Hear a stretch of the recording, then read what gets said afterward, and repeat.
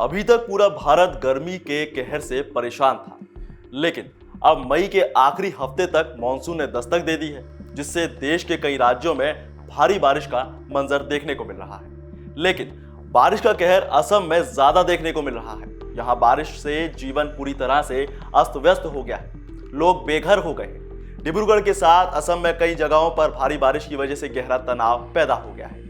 आइए आपको बताते हैं असम का हाल।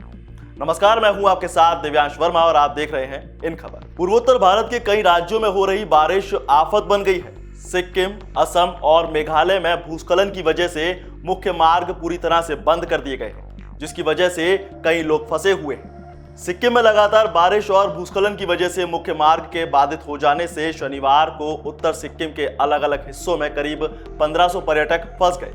वहीं दूसरी तरफ भारी बारिश के कारण लापता 8 पर्यटकों की तलाश में दिक्कत आ रही है। साथ ही तीस्ता नदी में जलस्तर बढ़ने के बाद तलाश अभियान रोकना पड़ गया। उधर मंगन जिले में तीस्ता नदी में एक गाड़ी गिर जाने से एक व्यक्ति की मौत हो गई और 2 लोग घायल हो गए, जबकि 8 लापता हैं। आपको बता दें कि लाचेन लाचुंग राजमार्ग पर मुंसीथांग के पास ये गाड़ी 1000 फीट से ज्यादा गहराई में गिर गई।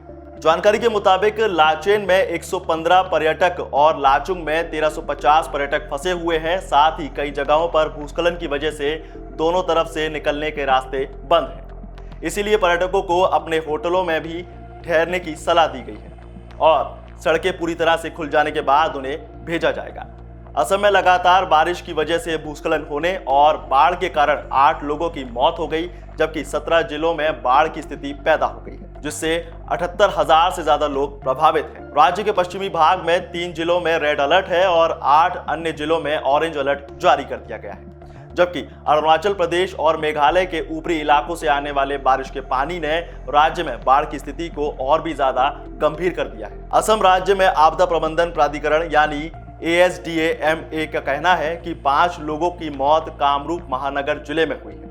वहीं असम और मेघालय में लगातार बाढ़ ने परिवहन को पूरी तरह से प्रभावित कर दिया है, क्योंकि बोको और चायगांव में नेशनल हाईवे 17 के प्रमुख हिस्से बह गए हैं, जिससे तुरा और गुवाहाटी के बीच सड़क संपर्क टूट चुका है। NH17 का नया बना एक हिस्सा बाढ़ के पानी में दबाव में ढह गया। इस नुकसान की वजह से कई ट्रक और भारी वाहन फंस गए, जबकि छोटे वाहनों को बोइंगांव से होकर जाने के लिए मजबूर होना पड़ा। गुवाहाटी में जलभराव होने की खबर है और कई इलाके दूसरे दिन भी जलमग्न रहे। बचाव कर्मी फंसे हुए लोगों को सुरक्षित जगहों पर पहुंचा रहे हैं, जबकि निवासियों को अपना घर बार छोड़कर सुरक्षित जगहों पर जाना पड़ रहा है। बाढ़ की वजह से गोलाघाट में 2 और लखीमपुर में 1 व्यक्ति समेत 3 लोगों की मौत हो गई। बाढ़ प्रभावित जिले धेमाजी, दक्षिण सलमारा, लखीमपुर, डिब्रूगढ़, गोलाघाट, दरांग, नावगांव, कार्बी आंगलोग, कामरूप, विश्वनाथ और तिनसुकिया हैं। कुल मिलाकर बाढ़ से 58,000 से ज्यादा लोग प्रभावित हुए हैं, जबकि बाढ़ प्रभावित 1224 लोगों ने 5 राहत शिविरों में शरण ली है। यहाँ 11 अन्य राहत विवरण केंद्र खोले गए। बहरहाल कब तक सिचुएशन सामान्य होगी, इसके लिए कोशिश की जा रही है। इस खबर में फिलहाल इतना ही। ज्यादा और ताजा अपडेट्स के लिए जुड़े रहिए इन खबर के साथ।